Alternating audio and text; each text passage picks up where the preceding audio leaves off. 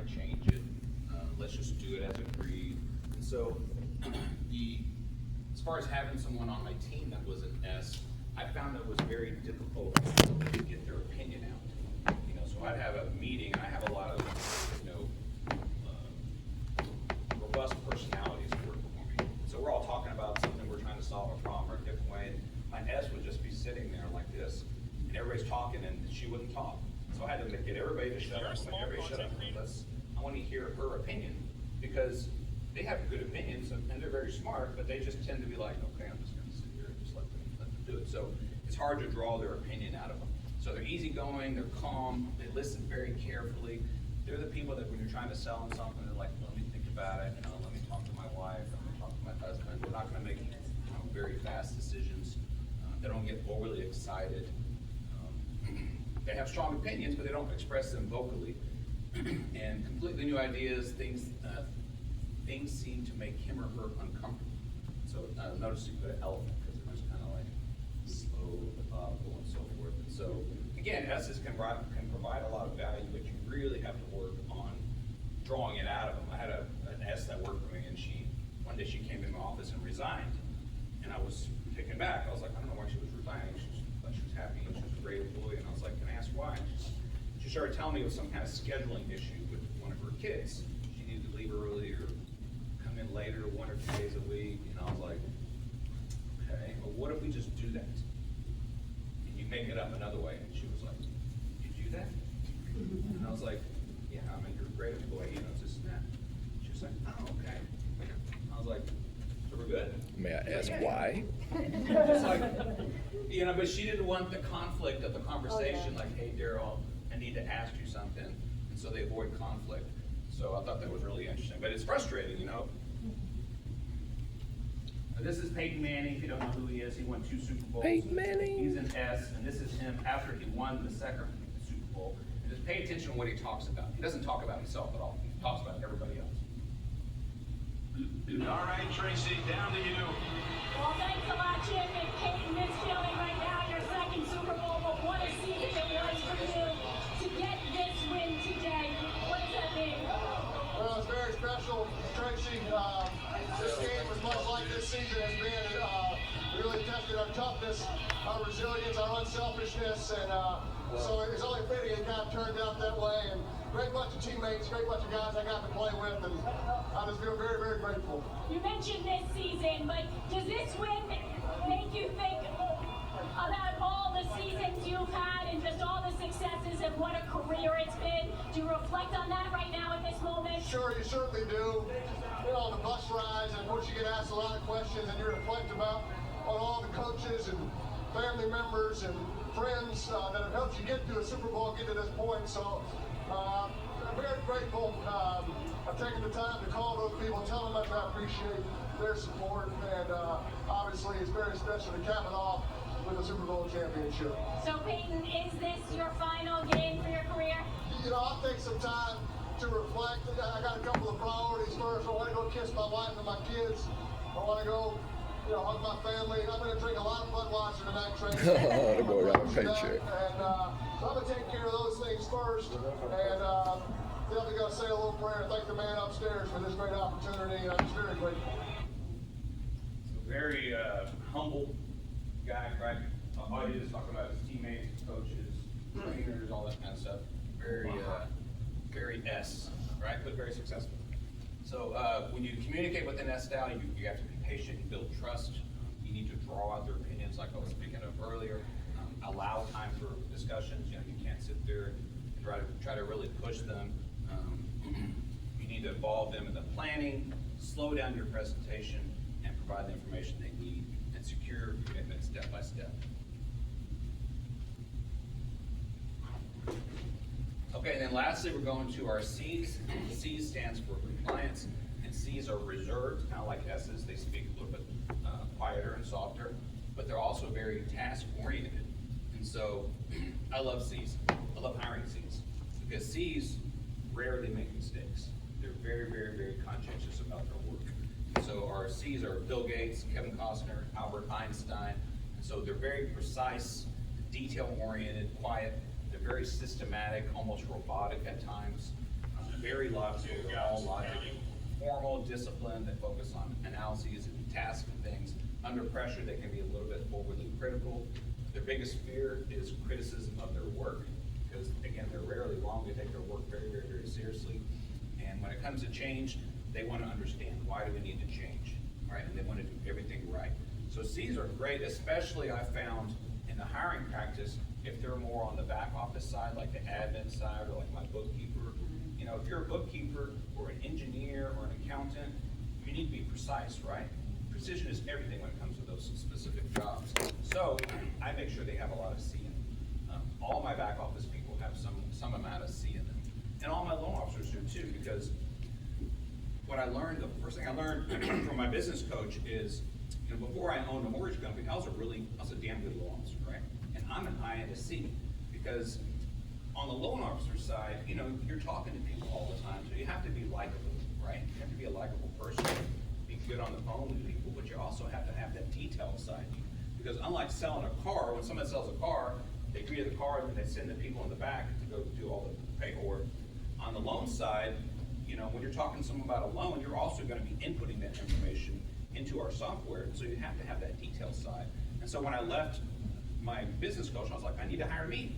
You know, I'm an I and a C, I can do both. I can sit there and talk to someone all day long, and I can also sit down and crank out the detailed work. And so, but they're kind of polar opposites, so it's not always easy to find someone who's an I and a C. And so a C is, they focus on details, and I like I should put an Al here, it's funny. Quiet and cautious, they ask a lot of questions, they're not comfortable with physical touch, right? They're a little bit robotic. Our brother's a high C, and one time I was at the gym and I saw him, he walks up to me, this is my brother, he walks up to me, he's like, "How you doing?" And I was just like, what is wrong with you? Like, you know, like a robot, you know, but that's just how he is, you know.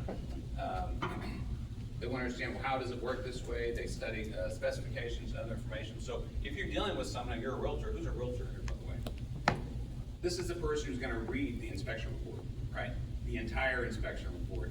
And they're going to highlight it, and they're going to put it in a spreadsheet, and they're going to do all these things with, that's that person. They're going to go over every single thing. And then at closing, they're going to sit there and read every single document in the closing, right?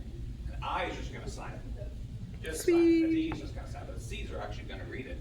And so, and they're non-emotional. You know, when they say, you're like, how you doing? They're like, fine. That's as emotional as they get.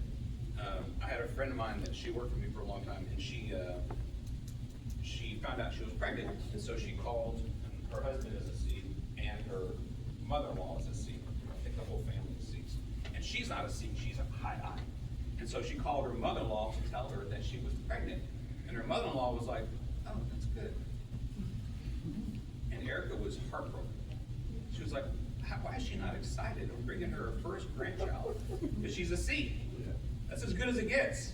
They're like, it's good news, it's good. And that was it. So that's how they are, you know, so you can't be offended by that. Like if you're an I, I'm an I, and she was an I, or she is an I, she was offended by it.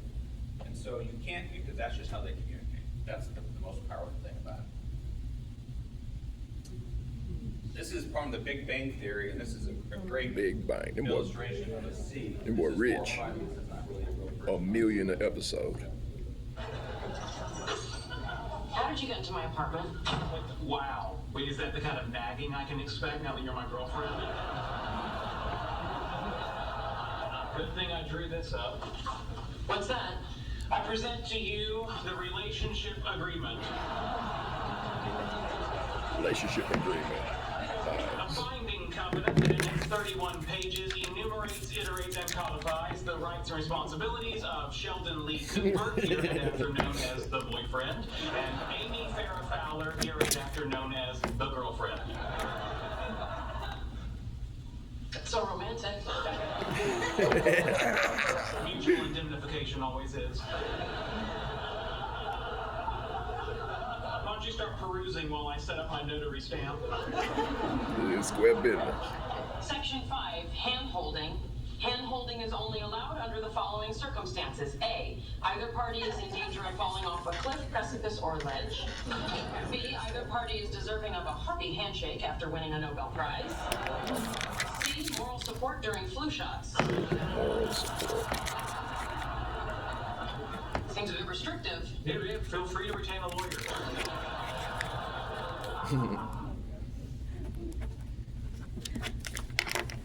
what you get in data C, right? Very unemotional, all that kind of stuff.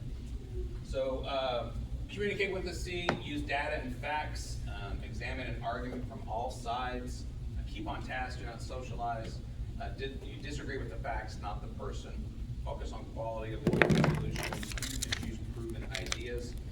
Be patient, slow down, don't touch, right? Do not talk about personal issues and explain everything carefully. They always have a lot of follow-up questions. So it's pretty easy to read a C, I found. So step 2 is identifying your DISC style.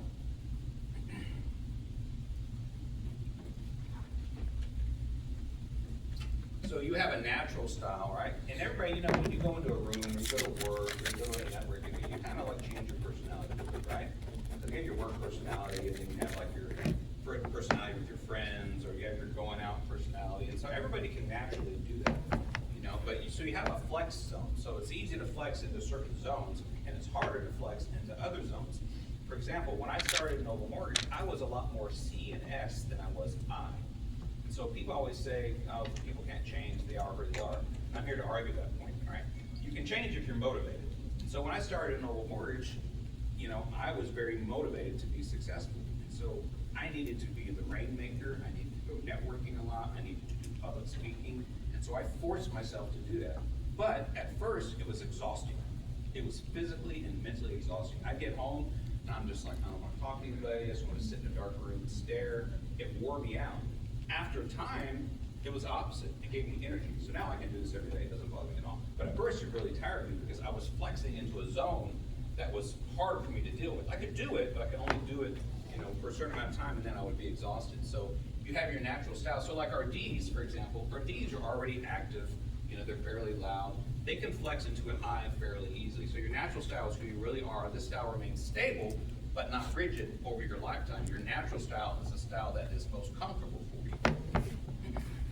Your adjusted style is how you think you need to flex. So for example, if you're a C, you don't really like talking to people that much, and you go to a networking event, it's probably not your favorite thing to do, right? But you can do it, but it's not very comfortable for you. So it's easier for a C to flex into a different zone that's more comfortable to them. So your adjusted style is how you feel you need to adjust your behavior to better meet the requirements of your present work. As a result, this style is dependent on the environment and will change as your environment changes. I gave this presentation one time to a realtor's office, and her husband was a patent attorney, and he was a high C.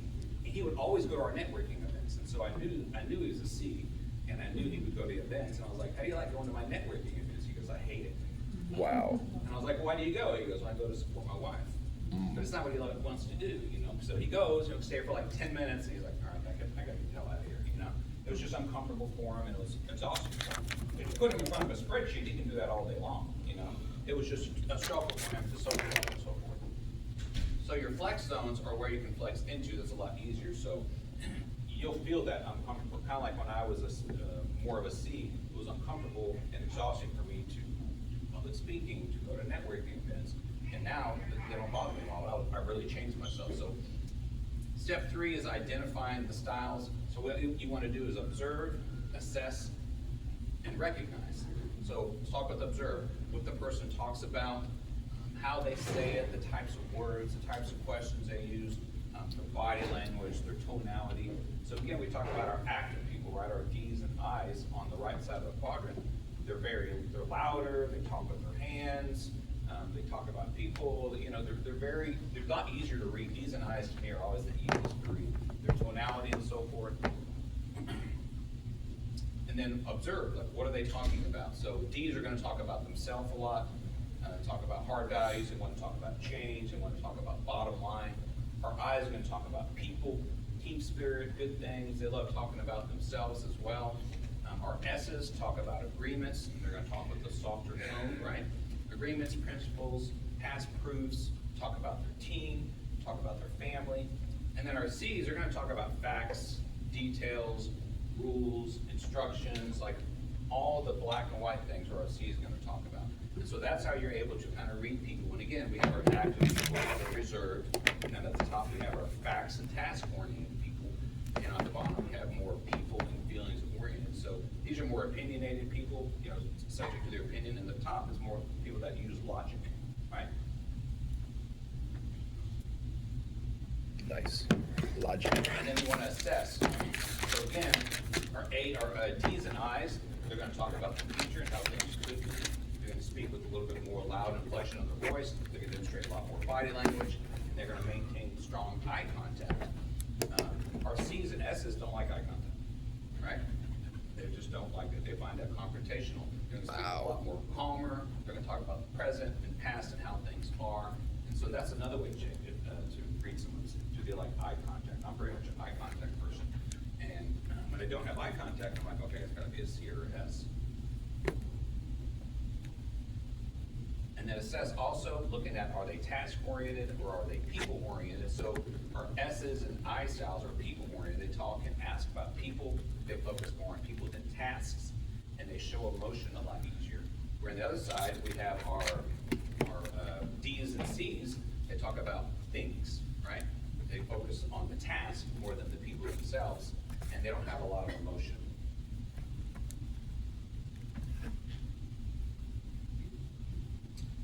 And then lastly, recognize. So on our D's, you know, again, talk about goals, oneself, hard values, results.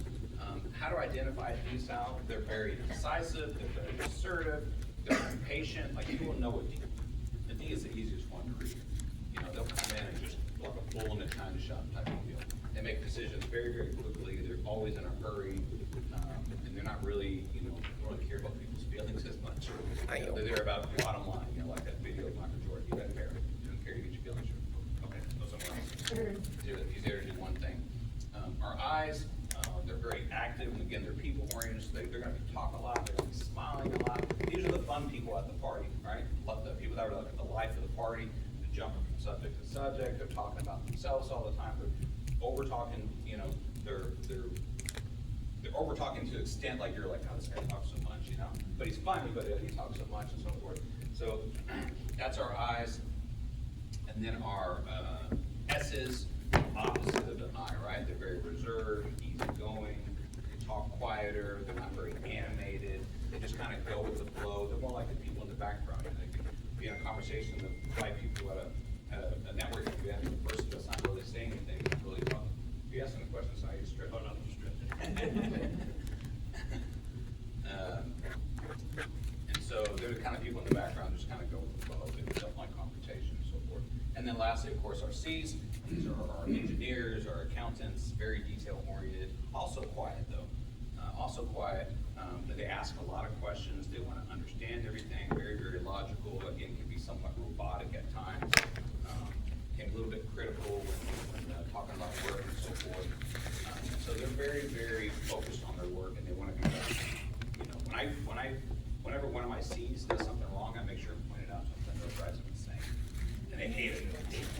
You know? And so they really do not like being wrong. So I love these great people, like, as far as like handling things that you can't make mistakes.